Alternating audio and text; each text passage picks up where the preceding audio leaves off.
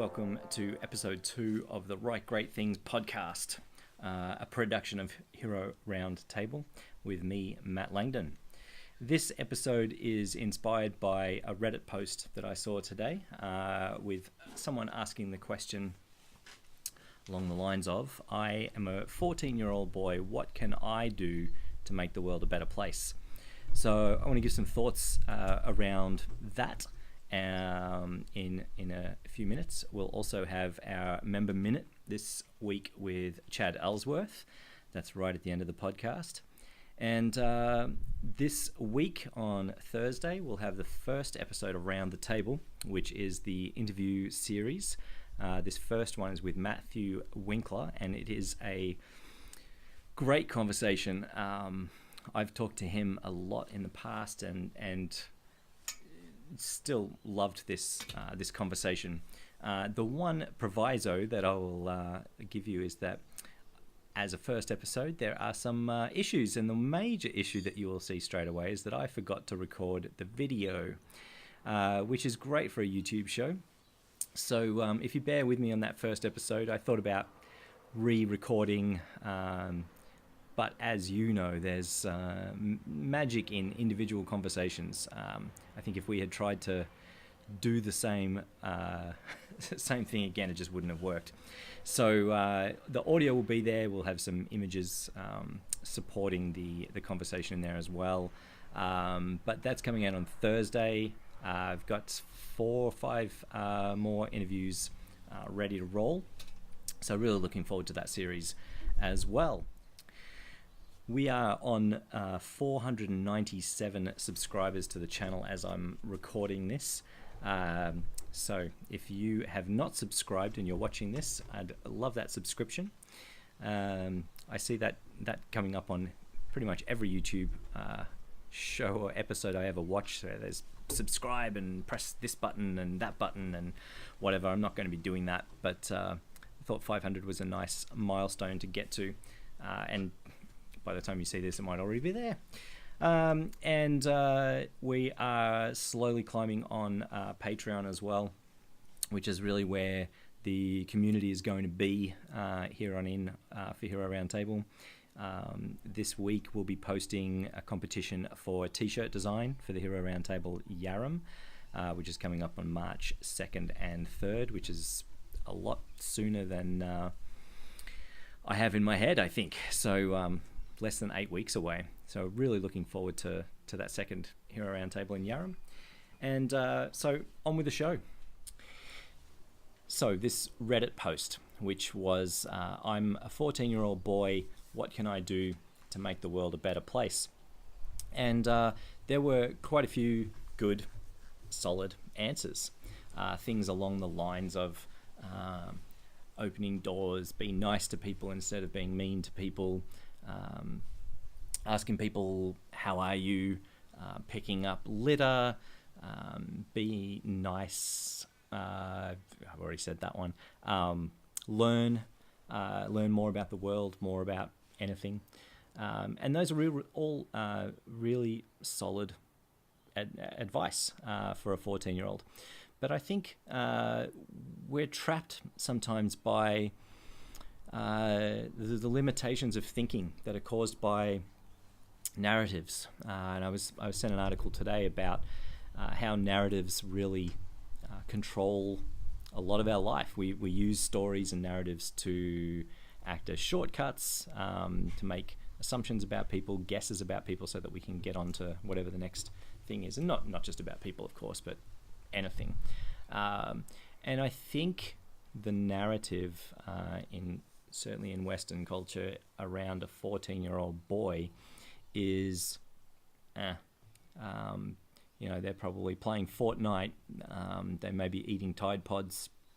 What could they possibly do? So the goals, of these answers were really pretty simple. And again, I don't think that's a bad thing, and I'll come back to that in a minute. But I think I'm disappointed that no one had anything bigger than that.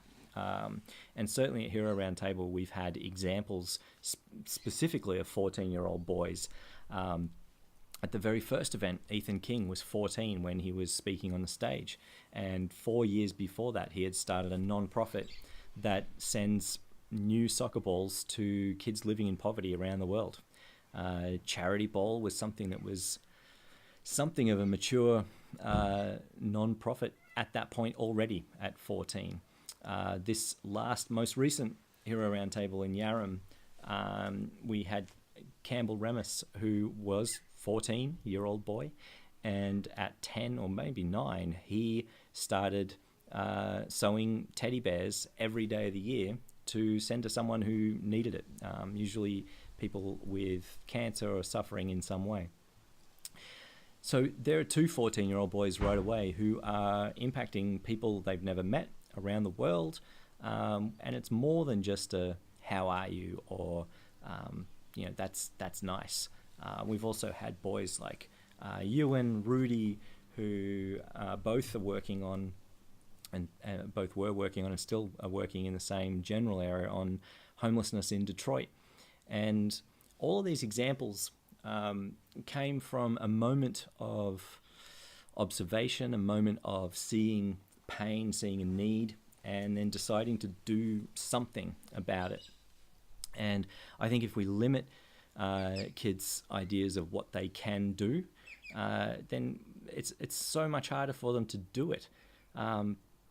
Another 14-year-old boy is Scott Mixer, who has done all of the videos for the Hero Roundtables for the last 5 years. At the first one, he was 14. I'd met him, and he had started a non-profit to address a problem in his community. He'd made a coffee cart that he was selling coffee from to raise money, and he helped out at the very first Hero Roundtable and actually had a team of teenage boys around him supporting that work. And 5 years later, he still is, and runs his own successful business. So it worries me when we act on these stories about what we expect from 14-year-old boys and girls too, of course. We've had Shark Girl as a teenager who saw a problem, saw an issue, and went to work, created documentaries, protests, what has done scientific research as well. So I think we need to make sure that we are not limiting our young people, making sure that they've got good examples, good role models of people that have done amazing things in the world, and there are plenty of those around these days. But I would also say that part of the success of these kids is that they kept turning up. And that's really success for all of us. Turning up is perhaps the most difficult piece of any work. Ideas are easy, they're cheap, but turning up takes work, takes effort, and it's how things get done. So all the same examples here. Ethan went away, saw a need in a community, came back and said, I want to start a nonprofit. And he could have done something. He could have done a fundraiser and said, here's some balls to this one town, one community. And that would be it. And people would think that was amazing. But he kept going. He said, no, I want this to be ongoing. I want an organization around it. And he was knocked back. He was told to go away. But he kept turning up. He kept going.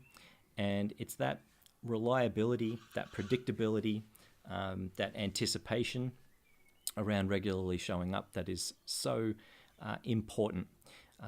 And again, the same goes for all those other young people that I mentioned.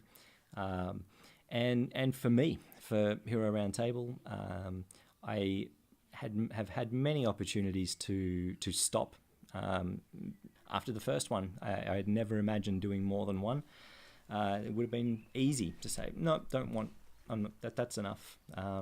But there was interest. There was a desire for it, and I did a second one. There was some crazy stuff that happened after the second one that again would have suggested, hey, easy for you to not do this. Move to a different country, don't need to keep doing it. After the third one, there were very few people there, but it was perhaps one of the most magical gatherings of speakers we've had. It goes on. The same goes for London. Would have been easy to stop. But I think the consistency, the fact that we've done 10 in 5 years, tells people things. People in Michigan anticipate this happening. They expect it to happen. And that's when you can start really getting into the magic. So for me this year, what I intend to do is a weekly video such as this, or exactly such as this, as well as these interviews, and to show up so that you will be expecting me, you'll be anticipating it. It's going to be good for me, good for you, hopefully as well. So that's what this is. So if you've got a young person in your life, give them some examples of people doing amazing things. Support them. Don't laugh at them if they say they want to do something amazing, they want to fix a problem.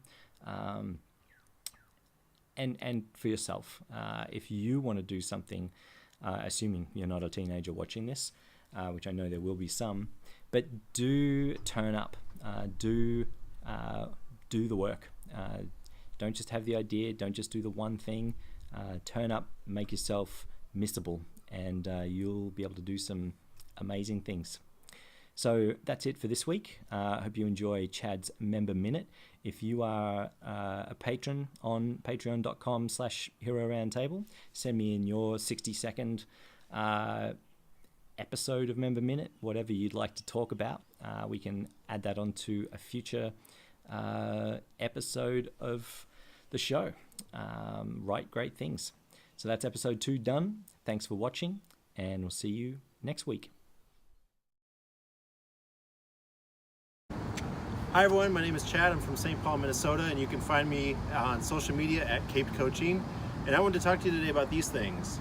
As I was sitting in my staff meeting this week, I came to the realization that most of us around the table have some version of a Fitbit or a Garmin or an Apple Watch, something that tracks our fitness, or maybe an app on our phone that tracks the nutrition that we put into our bodies. And it's really easy to focus on this kind of goodness that we put into ourselves, but what if we focus on the goodness that we put out into the world? What might it look like if we had some way of tracking that?